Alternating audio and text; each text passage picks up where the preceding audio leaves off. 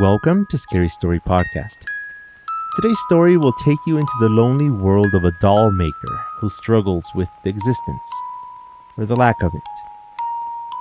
My name is Edwin, and here's a scary story.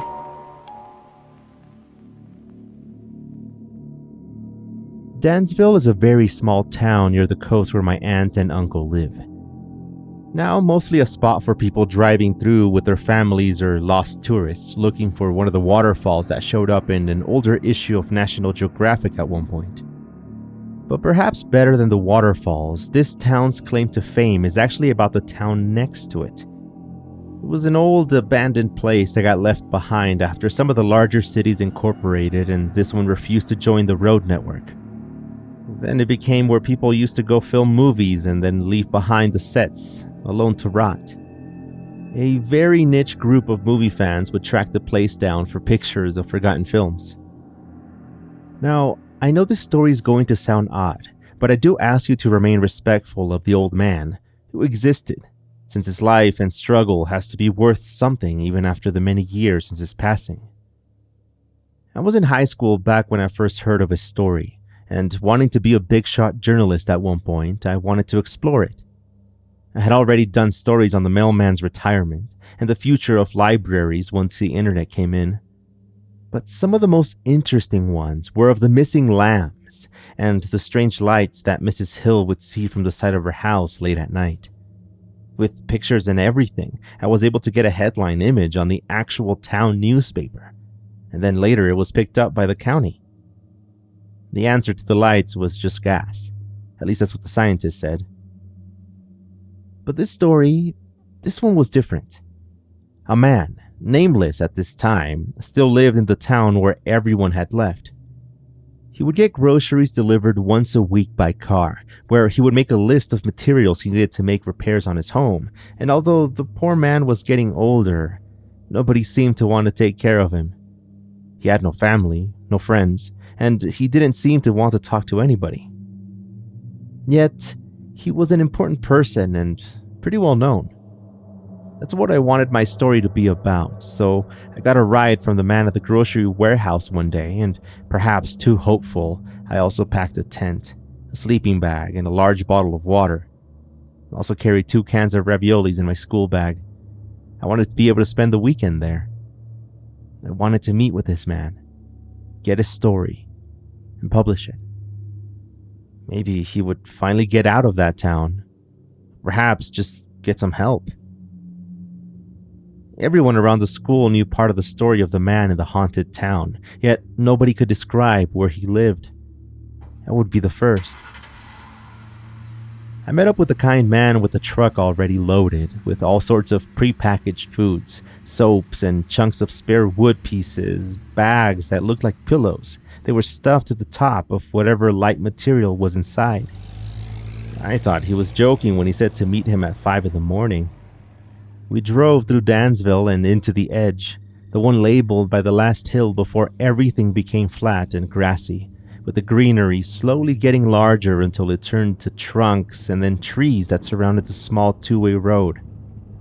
And it seemed like it too was vanishing as it transformed into dirt and then gravel. Jim at that point rolled up his window and asked me to lock my door. Up ahead, the broken down sign of Frinton, the letters now being able to be read thanks to the parts of the sign that faded first.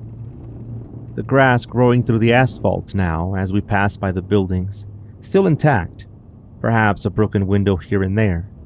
But I still felt nervous about going through the intersection without looking both ways, even though I wasn't driving. Jim, the driver who worked at the warehouse, had tried to make conversation with me early on, but we ran out of things to talk about or simply dived into the moment of going to a place, lost in time. We kept going through the main street and into another patch of trees where the buildings, houses now, were more spread apart. By the large oak tree was a corner house, slightly larger than the others. The area surrounding it had no grass growing into the sidewalks or the streets. I knew we had arrived. "There's no phone here, kid," Jim said as he stopped the car. You saw how we got here, right? That's the way back." He then said that if I got past the wooded area, a car surely would see me and I could hitch a ride. And even though he was trying to be helpful, I couldn't stop thinking about that one word he said. If I got past the wooded area, I would be okay. I tried to forget about it as I helped them unload the bags and boxes to the porch of the old wooden house. Once we were finished, he knocked on the door 3 times, hard, and shot me one of those looks that asked if I was sure about what I was doing. Then he silently got back to the truck and drove away, his arm sticking out the window. It took about 2 minutes when I finally heard steps coming up to the door. I clearly remember being so nervous, even more nervous than when I interviewed the mayor or when they picked up the body of Tracy's mom from the edge of the river, and I was there to write a story on it. The old man opened the spring door and looked at me, asking if I was all right and how he could help me. I told him that I was a writer and that I wanted to do a story on him with all of the confidence I had. His entire demeanor changed right then. "The story," he said. "On me." "Why in heaven's name would you want to do that?" he asked with a chuckle. He then invited me in. His house was neatly decorated, although the stacks of newspapers on the center and dinner tables were out of place. He seemed to have things in order, generally. "Ben," he said. "Ben Gritsmore," as he stretched out his hand for a handshake before wiping off what looked like sawdust from his hands and trying again. I introduced myself and asked if I could help him bring in the stuff. He took a deep breath, knowing it would be a lot of work, and then looked down, nodding, while getting the energy to go outside and grab the bags. He said he needed to finish up a few things in the back and that I could wait for him for a bit while he came back, before interrupting himself to ask where I would be staying or if I would be getting picked up. I pointed to my backpack and he got the point, saying that he had 4 rooms in the place, that if I could shake off the dust on one of them, I could stay there. I remember wholeheartedly believing that I would be staying on the porch of a random house with my tent and sleeping bag, thinking it would somehow make a good story for the place itself, but I had never been camping and I didn't know what I was doing, so I was really happy to have agreed to it. Besides, from all of the stories heard about the town, I was not sure I would actually want to see it alone in the dark. And so the man and I moved everything inside by the kitchen counter, and he rushed back outside toward the backyard. Rumors said that this man, Ben, was a doll maker, and he would not make just any type of doll, but specialized replicas of children that had died. Some people said he started with the dolls for his own wife and daughter, while others said that the tale had a more sinister beginning. Stories that dated way back to when the town had people in it, who told and retold the story of the legend himself, Dollmaker of Frinton. But with no more people to tell his tale, it would end up being just me, the one who had to have the accurate account of a story and share it to keep it alive. And I remember sitting there, watching as the sun went high up in the sky and then later came back down through the trees in front of me. I could hear the scratching sounds of sanding material coming from the backyard, with sudden breaks from the old man. I had already gone through a can of my food and a couple of sips of water by this point, with time flying by as I thought of the questions I would ask Ben and wondering how he would react to the rumors of him from the nearby towns. I was young, and if I could go back in time, I would have helped them get out. And I would have gotten out of there myself before nightfall. Part 2 of The Dollmaker is coming up right after this. Stay with me.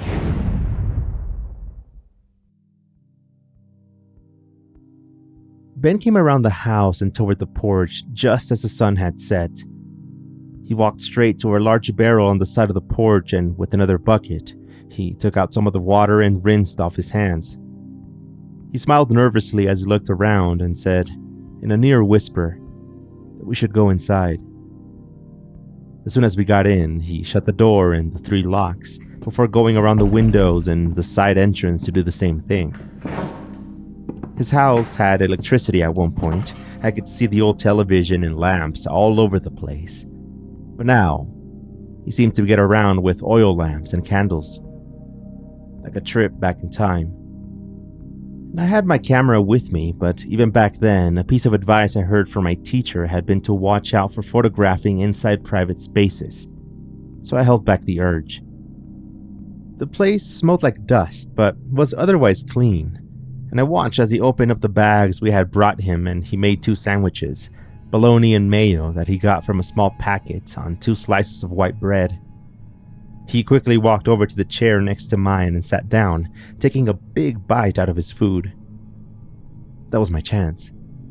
I asked him about himself.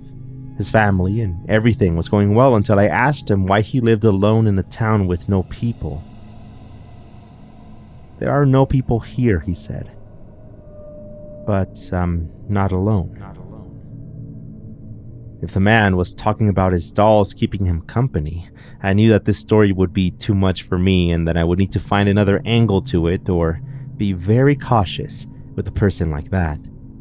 One never knows what to expect. He changed the subject upon probably realizing that I was uncomfortable with everything. Then he told me about one of his sons who was helping support him with the deliveries and that he would come by every once in a while to help out with projects here and there. He went on for a while about himself and then talked about the things he would eat and how he gets his water, and then he mentioned how the town used to be, before pausing and then quickly changing the subject again. "Mr. Gritsmore," I asked, "I'm here to do a story about you as the last resident here and your life. What do you do all day?" "Oh, well, I make dolls," he said. "Everyone knows that. They've been photographed and I've told their stories hundreds of times throughout the years," he continued. It turns out this man had been making them for almost 50 years. 20 or so of those years had been all by himself in the town. He pretty much watched it die. And if anyone knew the story of Frinton, it would be him. But as I dug deeper into his knowledge of the town itself, I found more questions than answers. He said that it was a very old town, with certain areas dating back hundreds of years as one of the first settlements. He spoke of the major historic events and plagues and other difficulties of the people of the town. The place itself was a testament to the survival of human civilization, he continued, exaggerating sentences with his hands as he spoke. He spoke of the elections for mayor, the people who made it out of town for bigger things who later returned to settle back in and live out their years. And then, just like that, the smile went away from his face. "Everything was good until it wasn't," he said. I need to first explain that this story was never written for the school newspaper, and in fact, it never saw the light of day in anything. What I heard there was so bizarre and personal that I decided to keep it to myself as a form of tribute to Ben, but at the time I guess I had my doubts that maybe I just didn't want to damage my own reputation. Plus, Ben cared for the town so much that he died with it. And who knows of the many secrets that would be at risk of being discovered because of uninvited guests looking for a thrill, completely ignoring the actual events and just following a blind story written by a high school kid. Ben stood up and went over to the back of the house, to a sort of second living room he had back there, to grab a crate. I could see the black hair coming out from the sides of it as he pulled out a doll with both hands, large, about the size of an actual 4 or 5-year-old child, and then set it on the floor. I was in awe of the thing.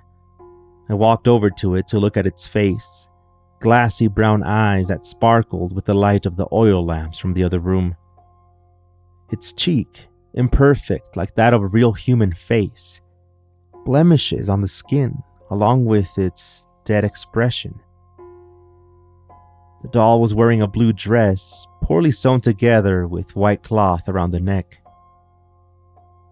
I looked over to Ben, who, instead of being proud to display his creation, looked tired and solemn, a look more appropriate for a funeral. He explained that the dolls are what he makes, going into details on materials like wood and wax and composite, natural hair and cloth from actual dresses. Days are spent sometimes on the faces and hands whenever he has a solid reference for them. But what surprised me the most was that each one was said to be completely unique. And I mean, sure, I thought he must have meant unique as in he would not be able to accomplish the same level of detail on every single one. But he expanded on it. Each one had a name, a last name, and was of a certain age. I was intrigued. If this really was the case, the people of my town and the surrounding places had a reason to start rumors about the guy and his strange obsession. I figured I would tell him about the rumors at that moment, and risking getting kicked out into the darkness of a dead town. I told him. I said that the people talked about him, and in not the most positive light. That he was a creep who liked to live by himself and that he had mental problems that would not let him join a serious society. He looked at me and smiled, making sure that I was not going to say anything else before he started talking. Kid, you're not the first person to tell me that, you know. I looked at him, waiting for him to continue. Again, another tip from my journalism teacher. I wish I would have said something, though. Changed the subject, or I don't know, talked about his family again. But then he explained it. In the early times of the town, stories were collected of a particular family who was not welcomed by the rest of the townsfolk, and that through every generation, the plot of the land that they had would be seized or swapped for a larger piece, with the condition that it would be farther away from the center of town. The family would usually agree to the offer easily. It was hard to refuse more land. They were able to keep it civil for some time until one of the family members' husband passed away and was left alone to fend for herself against a town that did not want her there. Eventually, though, peculiar events started happening around the town, like things with the clock tower being witnessed by several people to be moving backwards, or the time when thousands of rats arrived and destroyed wooden columns and the entire bakery. The event labeled on a wall at the tiny library, he said, that talked about the birds that stopped in place in the sky, or the time the large white owl stood on a branch on the center square for over 2 days straight. The townspeople had gathered around the church and at the courts to talk about what had been happening, before deciding to do nothing because the events were simply peculiar things. Suggestions that they were evil would seem too silly to go on the public records, and so they decided to leave it at that. Suspicions had already grown about Bertha, the widow, being responsible for all of this, but nobody had any proof, and so she remained by herself at the edge of town. Eventually, the events escalated. Children were disappearing from the market, from the play areas, and some snatched in the middle of the night right from their beds. Siblings, little kids would sometimes have to testify about the disappearances, saying that they saw a woman come in through the window and take their little brother or sister by the leg and then drag them straight out. All this time, I was looking at Ben's expression to see if he would suddenly smile or admit to be joking around, but he only kept getting more and more upset at his own memories. Eventually, families started leaving the town.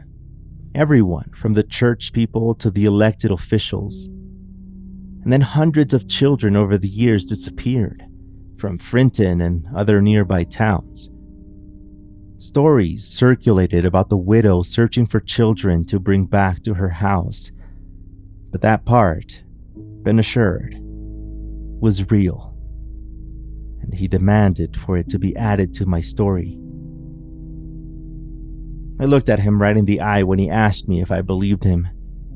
My journalism teacher never taught me what to say in such a case, so I just said my truth. The story was hard to believe.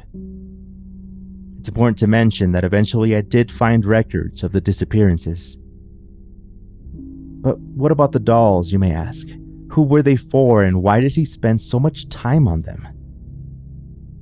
Ben's enthusiasm for answering the questions went away right then, and even today I consider the way I answered his question to be one of my biggest mistakes.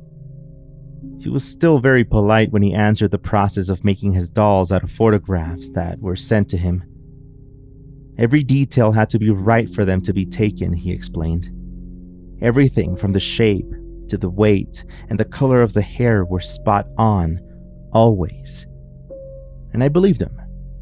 The doll he had made that evening was just so realistic. Before the conversation died out, I asked again, after building some rapport with him, why he did what he did. The man simply stared at the lamp about to die out, and then, in silence, he took a deep breath and then said, "More children will not go missing." When I think back on that conversation, I am not sure Ben knew if what he was doing would work. But there's little left to say when you're sitting next to a sobbing old man. I was looking for an answer that was not there. Perhaps the guy only did what he was told, and had done so for so long that it was all he knew, getting better with every doll that he made for no reason at all. There were no kids left in what remained in that town, unless he meant kids from other places. Ben showed me the room where I would be staying and immediately walked over to the window and then pressed on the latch to make sure that it was closed. I heard him walk around the house to the other rooms to wiggle the doors and windows. The bed sheets were cold when I got into bed with my sleeping bag. It was sometime around 3 a.m. when I heard footsteps from the porch, just around the corner from where my bedroom was. Everything was silent for a bit. The window had no curtains, and the blue light from the moon was shining straight to my face when I turned toward it. I waited for another creak, the kind you expect to hear when you lift your foot from the floor. But there was nothing. And that's when I saw the face of the doll. The same doll from earlier that day, right against the glass. It sank down toward the sill, very slowly, until behind it, I got to see the face of an old woman, as she smiled and then tapped on the glass, and then signaled for me to open it. I pulled up the sleeping bag over my eyes and waited for her to go away, but all I could hear were the chuckles. After a few seconds, I heard the footsteps through the porch and then the grass and the gravel as she walked away, making her way through the town once again.